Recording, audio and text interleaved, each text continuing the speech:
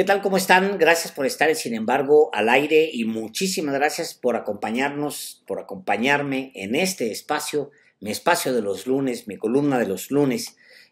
Antes de entrarle a mi texto que se llama Instantáneas de las mezquindades del poder, le recomiendo que entre a ver Radicales. Está bueno. Héctor Alejandro Quintanar, Fabricio Mejía Madrid, Álvaro Delgado y un servidor. Nos divertimos mucho hablando sobre pues los parásitos, sin más, que intentan obtener dinero público para formar sus propios partidos, pues parásitos y algunos peores, la verdad. Bueno, de eso va el Radicales, se lo recomiendo mucho y por lo pronto ahí va mi columna, le digo el título otra vez, Instantáneas de las mezquindades del poder. El número uno, la instantánea número uno es aferrarse al poder y dice esto. La presidenta de la Corte estalló en llanto, me contó una fuente. Le dijo a la magistrada presidenta del Tribunal Electoral, descompuesta, que no la soportaba.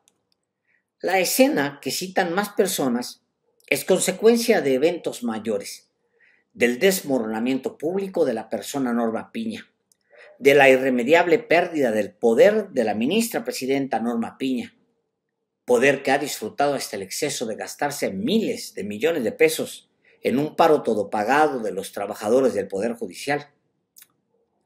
Porque Piña destinó miles de millones del erario a los salarios de los supuestos paristas que ni en paro estaban, de acuerdo con el cálculo de la ministra Lenia Batres. Y nadie ha reparado en lo que se gastó en prensa durante su resistencia, entre comillas. Nadie ha hecho el cálculo de cuánto le costó a los mexicanos el uso del aparato de comunicación social de la Corte, que tiene medios propios y además periodistas en su nómina, y las generosas partidas presupuestales justificadas como publicidad para medios de comunicación afines a ella. La escena, que me contó una fuente interesada, fue consecuencia también de reclamos puntuales, reclamos penosos. Eso me dicen, que Norma Piña tiene el hábito de fumar en espacios cerrados, dentro de instalaciones públicas. Nadie lo hace, que se sepa. Ella sí, me dijo la fuente.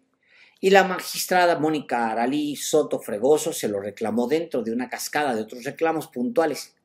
La presidenta de la Corte estalló en llanto y perdió la compostura, según este relato. Se agudizó el distanciamiento entre las dos cabezas de dos poderosos tribunales que son autónomos e independientes entre sí y cuyas resoluciones afectan a millones de ciudadanos. Después de esa escena vinieron otras. Ya no fueron escenas personales. 3 de 5 magistrados del Tribunal Electoral acusaron a un juez federal al servicio de Norma Piña de ordenar la detención de la elección del Poder Judicial de la Federación sin tener facultades. Lo acusaron de extralimitarse y de ser, básicamente, juez de consigna.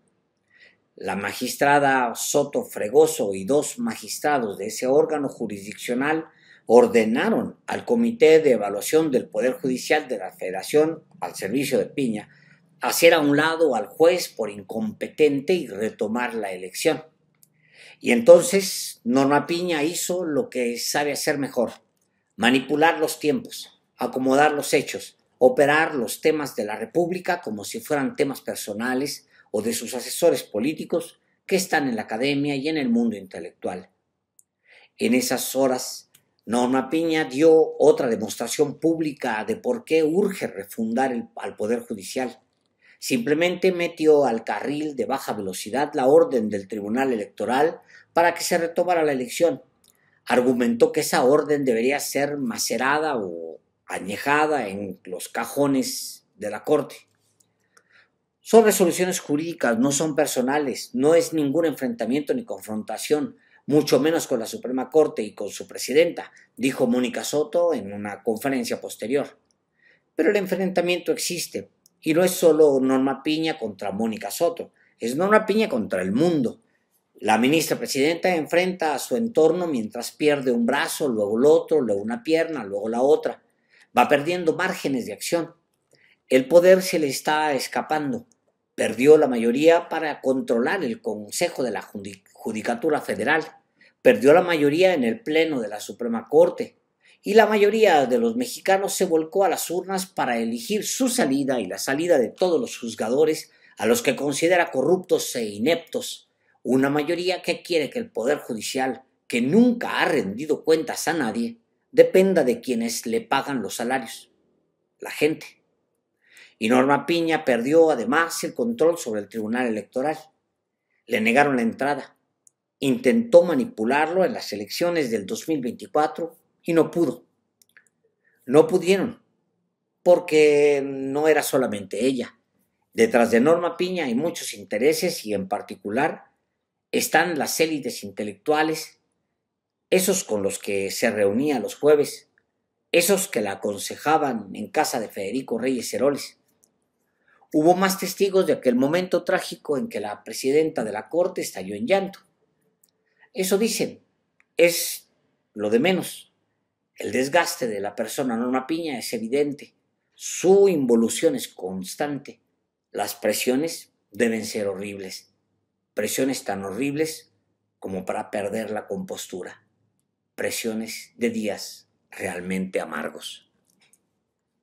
2. Cosas de payasos.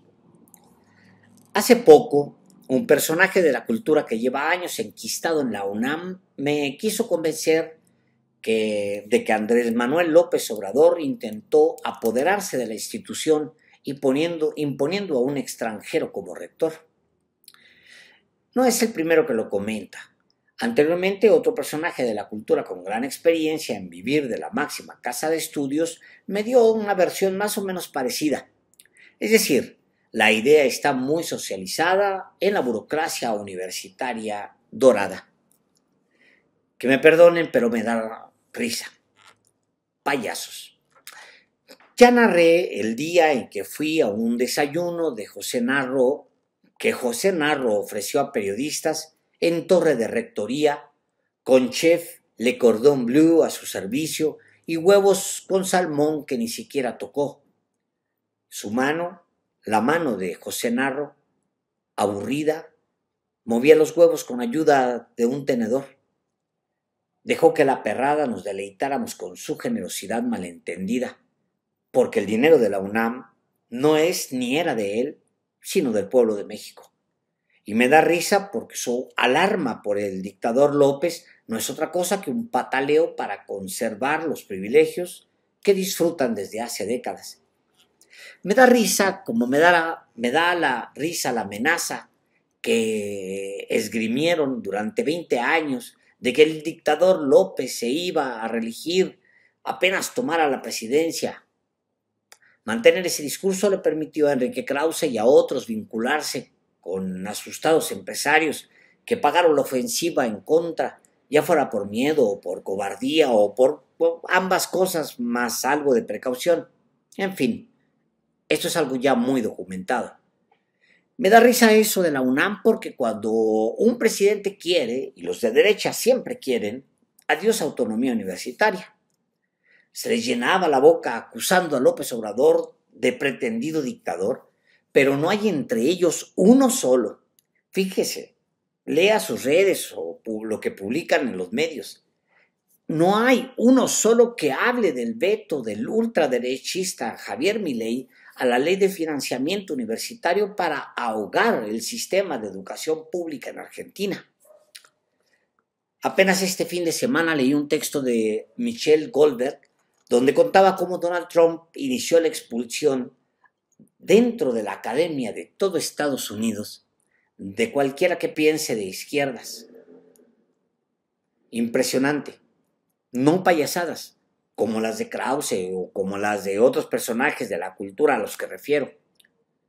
2 órdenes ejecutivas de Trump, que no tuvieron mucha atención pública, son específicamente para acabar con los fondos que garantizaban la protección de minorías no blancas a las universidades estadounidenses.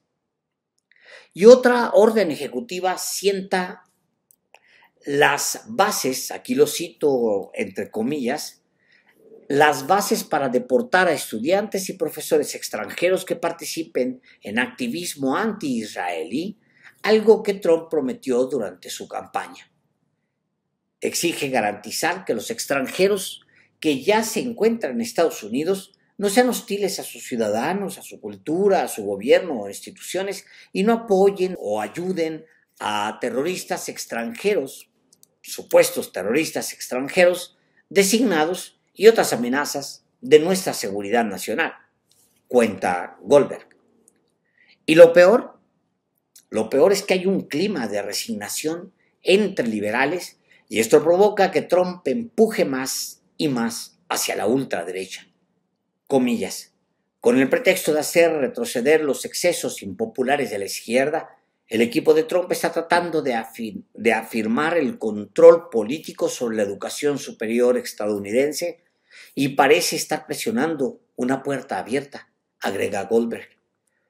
Por eso cuando los Guadalupe, Acosta Naranjo y los Claudios X González son lo mismo, o los articulistas y comentaristas de casi todos los medios afirman que vivimos una dictadura, me da alegría ser de los que no se contienen al decirles que me da risa, porque me dan risa, y que qué payasos.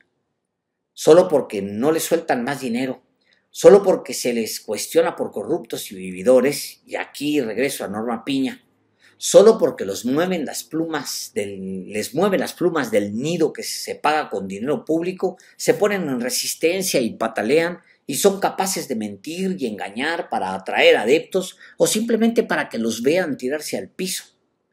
Payasos. Como el payaso que, terminada la elección, le decía a Acosta Naranjo en un tuit que él y su familia se irían a vivir al norte, a Estados Unidos, porque venía la toma del Poder Judicial y la consolidación de una dictadura en México. Y Acosta Naranjo le respondía, heroico entre comillas, que él se quedaría a dar la batalla. Ja, ja, payaso uno y payaso el otro. Ahora que Acosta Naranjo reciba en su casa al pobre diablo que le creyó y se fue a Estados Unidos, porque seguramente volverá corrido a patadas por Trump. Que López Obrador intentó apoderarse de la UNAM, dicen los que aplauden a Ernesto Zedillo, el que mandó fuerzas federales a tomar Ciudad Universitaria. Que el Poder Judicial no se toca, dicen los que aplauden a Zedillo, el que disolvió la Suprema Corte de un porrazo. Vean el mundo, payasos, dejen de llorar, que vivimos días realmente amargos. 3. Días amargos. Gustavo Petro ha puesto en aprietos a toda la izquierda de América, de norte a sur. El mediocre de Justin Trudeau podría pronunciarse y no lo hará, o el hipócrita de Barack Obama, supuestamente progresista. Y va a ser interesante cómo responda Claudia Sheinbaum y Latinoamérica en su conjunto. La bestia le ha puesto un golpe duro a Colombia, aunque golpea con boomerang, porque Petro se atrevió a decirle que era indigno de portar migrantes encadenados. La bestia Trump, la bestia Washington, el imperio colonialista que tenemos por vecino, son días realmente amargos. Y nosotros, los mexicanos, entre oleadas de odio. Al norte, marines maniobrando en la frontera. Al sur, nuestros hermanos panameños y colombianos bajo amenaza de una invasión militar. Y sobre nuestra cabeza otra amenaza, la de aranceles a partir del 1 de febrero. Días para ejercer las habilidades del malabarista con una mano y con la otra mantener bien agarrada la bandera del coraje y la dignidad. Sobrevivamos. Cuando empezaba a escribir sobre el berrinche que dicen hizo la presidenta de la Corte, que estalló en llanto, me contó una fuente, sentí indignación. Los días son amargos por gente como esa, sin dignidad, peleándose privilegios en medio de una amenaza como Trump. Carajo, disputándose choferes y pensiones de lujo con tantos millones de mexicanos en la pobreza. Chingao. Por eso el desmoronamiento público de la persona Norma Piña. Por eso su irremediable pérdida de poder. Ojalá todos los indignos perdieran el poder. No pasará, pero queda estar aquí, bandera del coraje y la dignidad. Eso queda, resistencia y dignidad. Muchas gracias.